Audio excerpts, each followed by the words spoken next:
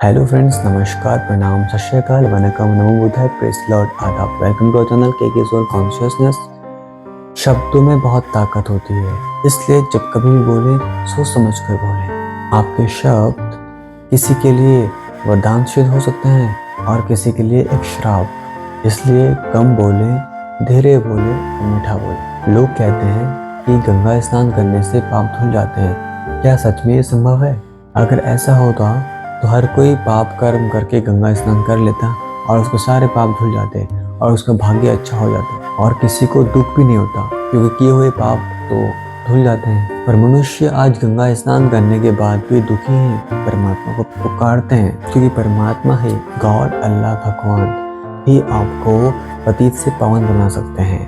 प्रेम, क्षमा, संतुष्टता, ये तीन गुण जिसके अंदर होते हैं वह व्यक्ति साधारण से असाधारण बन जाता है। दोस्त वह होता है जो ईर्ष्या, द्वेष, अहंकार से दूर रहकर चाहे दुख हो चाहे सुख हो हमेशा साथ निभाता है। ऐसा तो संसार में कोई नहीं। देखा जाए तो हमारे कर्मों का साक्षी और सदा का साथी एक ही है, जिसको हम शायद सुख में तो याद नहीं करते पर दुख में याद जरूर करते हैं। और कहा भी जाता है जो दुख के समय साथ दे वही सच्चा मित्र है।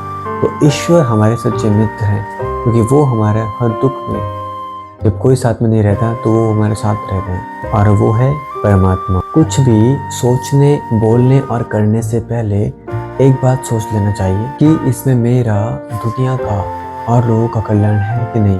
हमारे सुबह की शुरुआत बहुत शक्तिशाली होनी चाहिए। सुबह उठते ही मोबाइल, टीवी, न्यूज़पेपर देखने से हमारी आत्मा की शक्ति कम हो जाती है, घट जाती है, क्योंकि आजकल इन सभी से हमको नेगेटिव और व्यर्थ की बातें ही प्राप्त होती हैं। सुबह सुबह मन पर और चित्त पर परमात्मा ज्ञान और याद की शक्ति की छाप लगाएं, क्योंकि सुबह का प्रथम एक प्रहर पूरे दिन भर की दिनचर्या पर असर डालता है।